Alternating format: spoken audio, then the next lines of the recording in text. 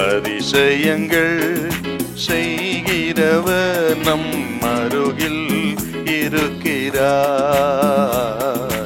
அற்புதங்கள் செய்கிறவர் என்றும் நமக்குள் வசிக்கிறார். எபிரேயர் 2ஆம் அதிகாரம் 18வது வசனம்.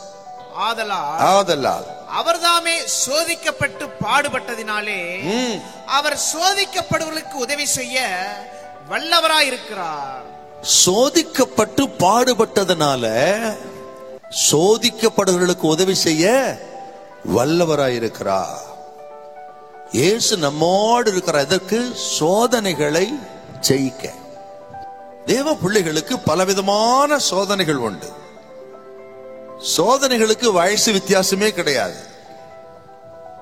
படிப்போ பணமோ வசதியோ வயசு வித்தியாசமே கிடையாது சோதனைக்கு. சோதனை எல்லாருக்கும் உண்டுங்க. இயேசுநாதரும் சோதிக்கப்பட்டார் இல்லைங்களா? மத்தேயு 4ஆம் அதிகாரத்துல முதல் 2 வசனத்தை வாசித்து பார்த்தீங்கன்னா, ஆக சோதிக்கப்படுவதற்கு வனாந்தரத்துக்கு கொண்டு போகப்பட்டாராம். ஆண்டவருக்கு அந்த சோதனை 1-2 கிடையாதுங்க. அப்படி எல்லாருக்கும் சோதனை உண்டு. சோதனை இல்லாதவங்க யாருமே கிடையாது. வேதம் சொல்லுகிறது நமக்கு சோதனை வேணும். தேவன் சோதனை அனுமதிக்கிறார். ஏன்னா நம்ம ஆவில பலப்படுத்துவதற்காக. காட்டுல மரங்கள் இருக்கிறது. இந்த நல்ல ஸ்ட்ராங்கான மரத்திலான ஒரு டூல் செய்யறதுக்கு ஒரு தேர்ந்த ஒரு தச்சன் எந்த மரத்தை செலக்ட் பண்ணுவான்னு நினைச்சீங்கன்னா, காட்டுல இருக்கிற எல்லா மரத்தையும் செலக்ட் பண்ண மாட்டாங்க.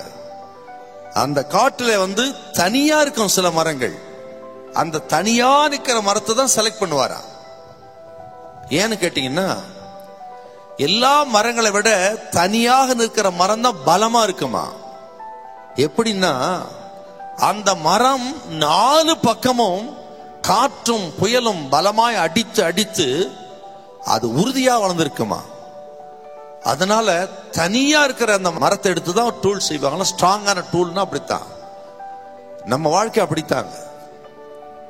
பல விதமான காற்று அடித்து அந்த மரத்தை பலமுள்ள மரமா மாற்றுறது மாதிரி ஆண்டவர் அநேக நேரத்துல பலவிதமான சோதனைகளை பாடுகளை நமக்கு அனுமதித்து இந்த ஆவிக்குரிய வாழ்க்கையிலே நம்மை ஆண்டவர் பலப்படுத்துறார். ஆக சோதனைகள் நம்மை பலப்படுத்துவதற்காக, நம்மை திடப்படுத்துவதற்காக, தேவ நோக்கத்தை நிறைவேற்றுவதற்காக, பரிசுத்தத்திலே வளர்வதற்காக, இப்படி பலவிதமான சோதனைகள் நமக்கு உண்டு. அந்த சோதனைகளை ஜெயிக்கணும்னா அதை ஜெயித்த இயேசு நம்மோடு இருக்கணும். அதான் சொல்றேன், நான் உங்களோடு இருக்கிறேன், எப்பேற்பட்ட சோதனையும் ஜெயிக்கக்கூடிய பலத்தை நான் உங்களுக்கு தருகிறேன். குடும்பத்துக்கு விரோதமா, நமக்கு விரோதமா எந்த போராட்டம் வந்தாலும் சரி, கர்த்தர் இன்னைக்கு வாக்குத்தத்தம் பண்ணியிருக்கிறாரு, அதை ஜெயிக்கக்கூடிய பலத்தை நான் தருவேன். நீங்க தோற்று போக மாட்டீங்க. நான் உங்களோடு இருக்கிறேன். ஹல்லேலூயா, ஹல்லேலூயா.